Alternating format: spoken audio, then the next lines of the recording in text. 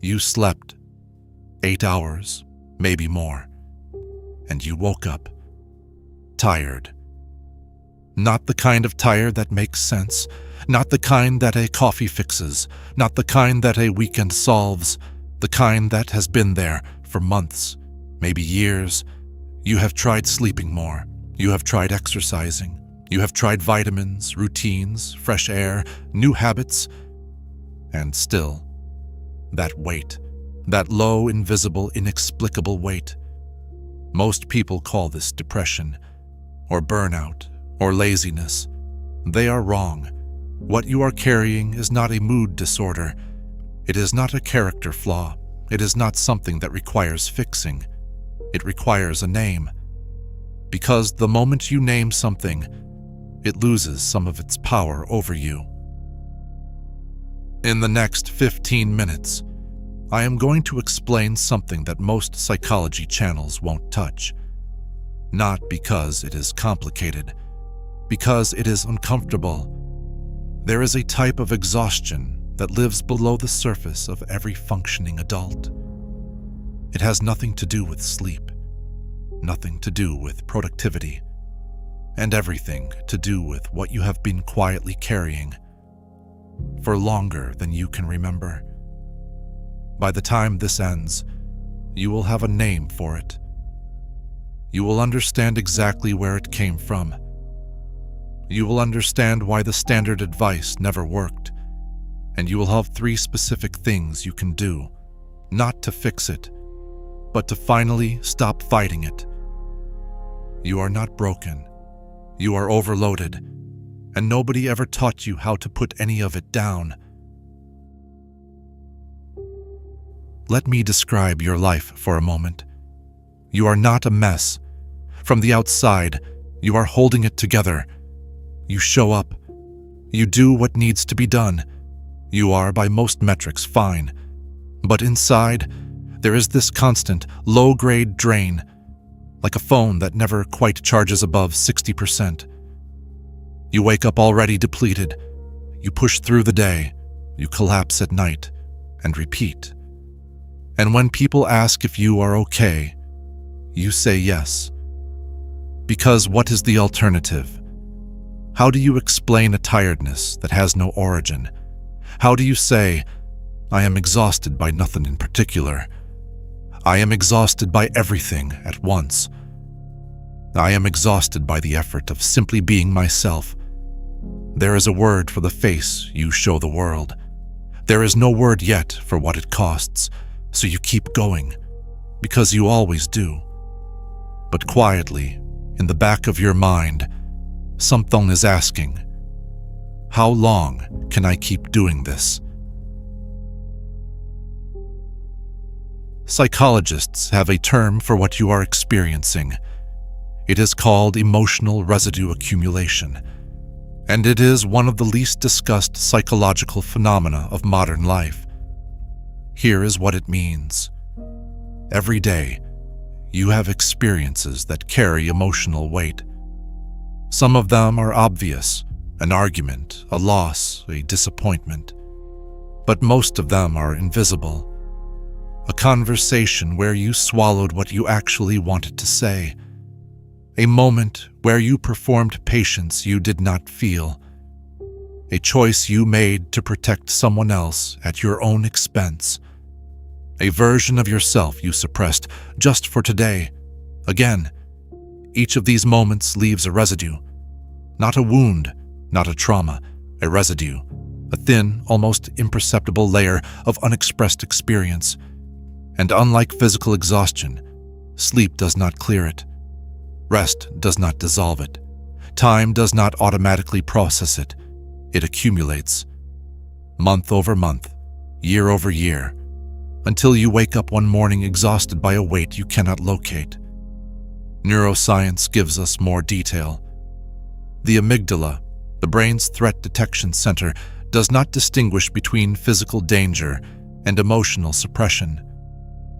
Both activate the same stress response cascade. Cortisol rises, the nervous system stays alert. And when this happens chronically, when you spend months or years managing your emotions rather than feeling them, your baseline state of arousal never fully returns to zero. You are always, at some level, braced, always partially prepared for something. Even when nothing is wrong, especially when nothing is wrong. There is a second layer to this. Beyond the neuroscience, it is the weight of unmourned experiences, things that happened that you never fully processed. Not because you were weak, because you were busy, or because you were needed, or because the world did not give you space to grieve something that was real, but did not look like enough of a loss to justify it. You moved on, because you had to, but the experience did not move on with you, and so it sits, quietly, patiently, in the body, in the background, adding its weight to every morning you wake up and cannot explain why you feel so heavy. I want to tell you about someone. She is in her mid-30s. She has a job she is good at, a small apartment she's made beautiful, a handful of friendships she genuinely values.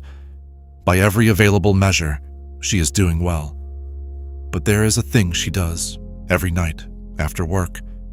She sits down, not to rest, not to watch something or read something or call someone. She just sits, staring at nothing for 10, sometimes 15 minutes, not thinking, not feeling, just waiting for herself to return.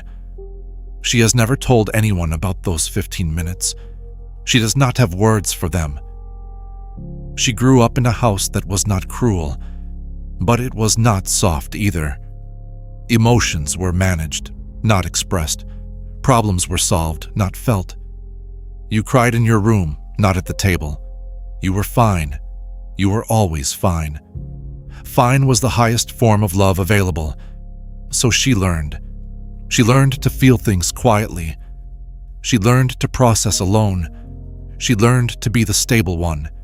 In every room, in every relationship, in every crisis. And she was good at it. Extraordinarily good. But nobody, not once, taught her what to do with the things she was holding. Nobody showed her how to put any of it down. So she kept carrying it. The way you carry a bag you have forgotten is heavy, because it has been on your shoulder for so long. You no longer notice the weight. You just notice that your back hurts, and you cannot remember why.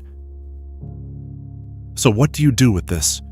Not fix, not cure, understand, because understanding is the only thing that actually moves the weight. Step 1. Locate the residue, not the symptom. Stop asking, why am I tired? Start asking, what am I still carrying? This is a different question entirely. Take 30 seconds, right now or later tonight, and ask yourself, what is the last thing I experienced that I never fully processed? Not a disaster, not a crisis, something smaller. The conversation where you agreed when you didn't. The moment you held yourself together in public and never fell apart in private. The loss that was real, but that you decided was not big enough to warrant attention. That is where the weight lives. You cannot put something down until you know you are holding it. Step 2. Give it language, even if only to yourself. The most dangerous thing about emotional residue is that it is preverbal. It exists in the body, in the nervous system, as sensation, not thought, which means it cannot be reasoned away. But it can be named, and naming has a neurological function. The act of labeling an emotional experience, what psychologists call affect labeling, reduces activation in the amygdala. It literally quiets the threat response. You do not need to speak it out loud. You do not need to share it with anyone. Write it, even one sentence, even just the name of the thing. I am still carrying the version of myself that had to stay quiet at that table. I never grieved that relationship ending. I just left. I have been performing calm for so long, I cannot find my actual state anymore. Say it somewhere, to yourself. That is enough to begin. Step 3. Stop optimizing. Start witnessing. Here is the part that most productivity and self-help content gets catastrophically wrong. The answer to emotional exhaustion is not more discipline. It is not a better morning routine. It is not another habit stack or optimization system. Those are all ways of carrying the weight more efficiently. They are not ways of putting it down. What the exhausted person needs, what you need, is not more structure. It is witness. Specifically, the experience of being with your own interior life without immediately trying to solve, suppress, or improve it. 10 minutes, no phone, no podcast, no distraction, just you and whatever is actually present inside you. Not to fix it, not to analyze it, to let it be seen, even only by yourself. This is called restorative presence, and it is the only form of rest that clears what sleep cannot. I want to say something clearly. What you have been doing, carrying all of this, functioning through all of this, showing up day after day under this invisible weight, is not weakness. It is one of the most demanding things a human being can do. The people who are most depleted by emotional residue accumulation are almost always the same people who feel the most deeply, who care the most, who hold the most space for others, who were, at some point, required to be strong before they were ready. Your exhaustion is not evidence of failure. It is evidence of everything you have survived while still choosing to be present. There is no version of healing this that looks like suddenly feeling light. That is not how weight works. You do not put down a bag you have carried for a decade in a single moment, but you can become aware that you are holding it. That awareness changes everything, because a burden you can see is one you can begin to choose. You can choose when to hold it. You can choose when to set it down. You can choose, eventually, what is yours to carry and what was placed on you by someone else's need. That is not a small thing. That is everything.